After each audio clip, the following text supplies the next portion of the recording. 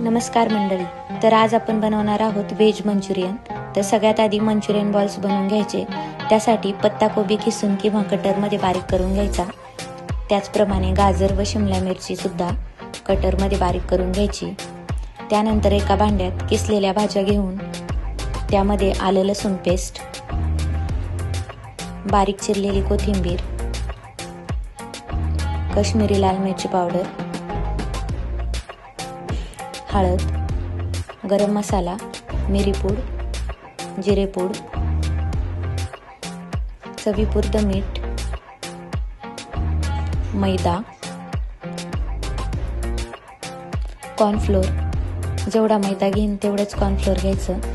त्यानंतर soya sauce, red chilli sauce घालून मिश्रण एकत्र करून घ्यायचं. थोडं घट्ट असं मिश्रण तयार करून घ्यायचं. त्यानंतर या मिश्रणाचे छोटे छोटे गोळे म्हणजे बॉल्स बनवून घ्यायचे. त्यानंतर कढईत तेल गरम करून हे बॉल्स सोनेरी रंगाईपर्यंत तळून घ्यायचे. मध्यम आचेवर तळायचे म्हणजे ते कुरकुरीत होतील. त्यानंतर ग्रेव्ही बनवण्यासाठी दुसऱ्या कढईत तेल गरम करून त्यामध्ये बारीक कट केलेलं आलं लसूण घालायचं व चांगलं परतून घ्यायचं.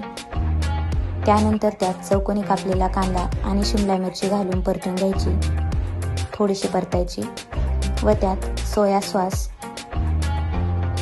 चिली सॉस आणि चवीपुरतं मीठ घालून मिश्रण एकत्र करायचं.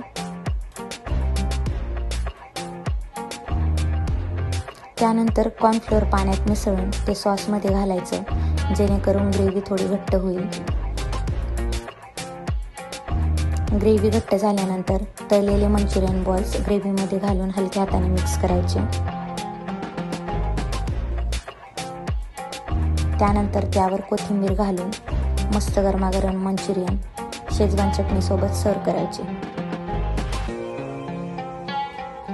जर आपल्याला ही रेसिपी आवडली असेल तर लाईक, शेअर आणि सबस्क्राईब करा व नवनवीन रेसिपींसाठी बेल आयकॉनवर क्लिक करायला विसरू नका.